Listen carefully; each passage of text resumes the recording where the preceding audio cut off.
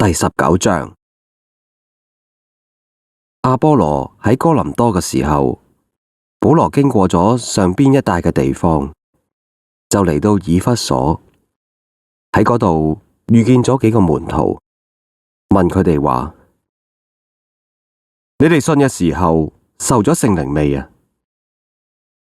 佢哋回答話：冇啊，亦都未曾聽見過有聖靈賜落嚟。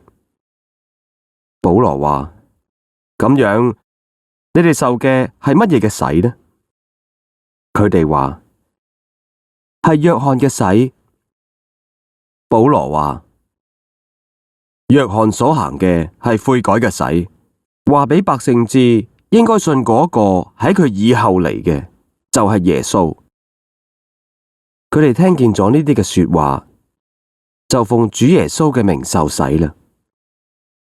保羅按手喺佢哋頭上，聖靈就降咗喺佢哋嘅身上，佢哋就用各種嘅語言講話，並且講道，一共約有12個人。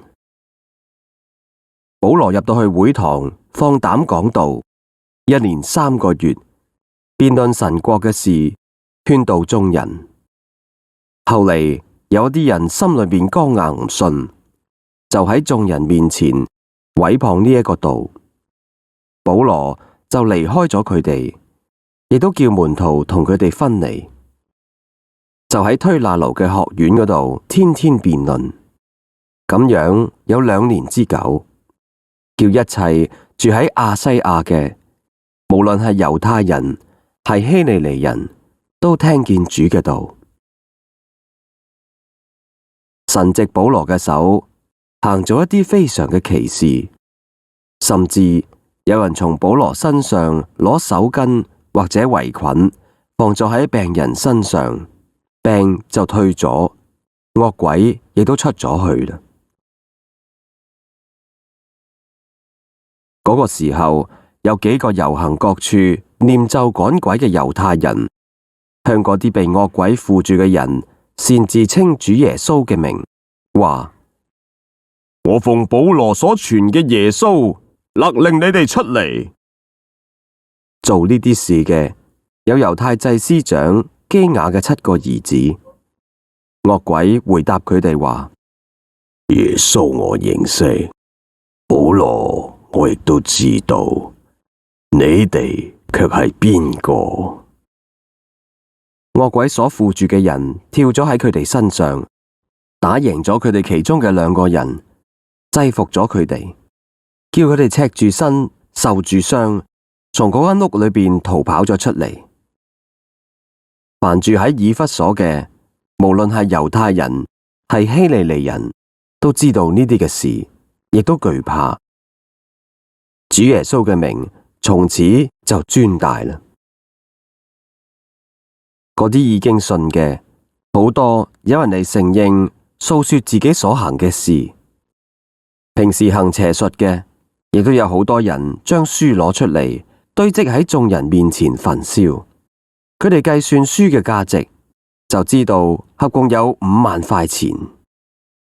主嘅道大大興旺，而且得勝，就係咁樣。呢啲事完咗，保羅心裏定意經過咗馬其頓、亞該亞，就往耶路撒冷嗰度去。又話：我到咗嗰度之後，亦都必須往羅馬嗰度去睇睇。於是從幫助佢嘅人中打發提摩太、以拉都2個人往馬其頓嗰度去，自己暫時等喺亞西亞。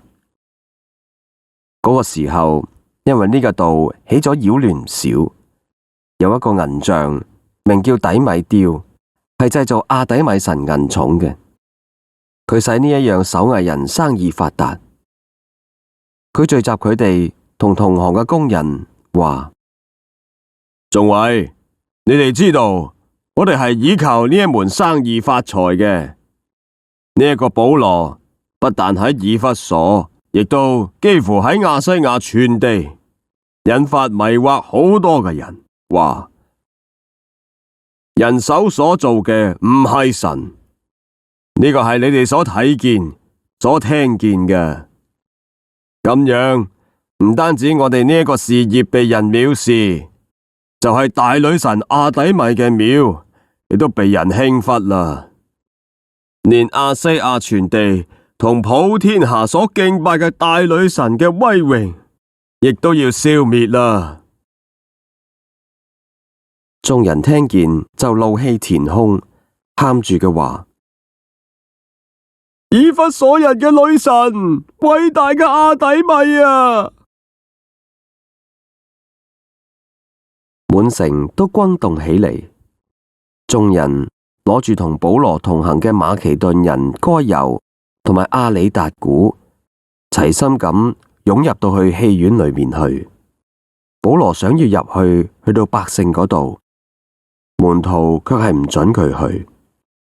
仲有亞西亞幾位首領係保羅嘅朋友，打發人嚟勸佢唔好冒險入到去戲院裏面。聚集嘅人紛紛亂亂，有喊叫呢一個嘅，有喊叫嗰一個嘅，大半都係唔知道為咗啲乜嘢而聚集。有人將亞歷山大從眾人中帶咗出嚟，猶太人將亞歷山大推到前面。亞歷山大做咗一個手勢，要向眾民申辯，只因佢哋認出佢係猶太人，就大家同聲喊住話：以弗所人嘅女神，偉大嘅阿底米啊！咁樣維持咗約有2個鐘頭。嗰個城裏邊嘅書記安慰咗眾人，就話：以弗所人啊，邊個唔知道以弗所人嘅城係看守大阿底米嘅廟，同埋從丟斯嗰度落嚟嘅像呢？呢啲事既然係駁唔到嘅，你哋就應該安靜，唔可以造次。你哋將呢啲人帶出嚟，佢哋並冇偷竊廟中之物，亦都冇毀破我哋嘅女神。若果係底米丟同佢同行嘅人有控告人嘅事，自有公堂嘅日子，亦都有省長可以彼此對告。如果底米丟同埋同佢一齊嘅技工要控告邊個，大可以告上法庭，或者呈交總督，讓佢哋彼此嘅控告好啦。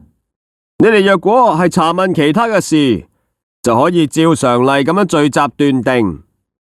今日嘅擾亂本來係無緣無故嘅，我哋難免會被查問。講咗呢一番說話，就叫眾人散去啦。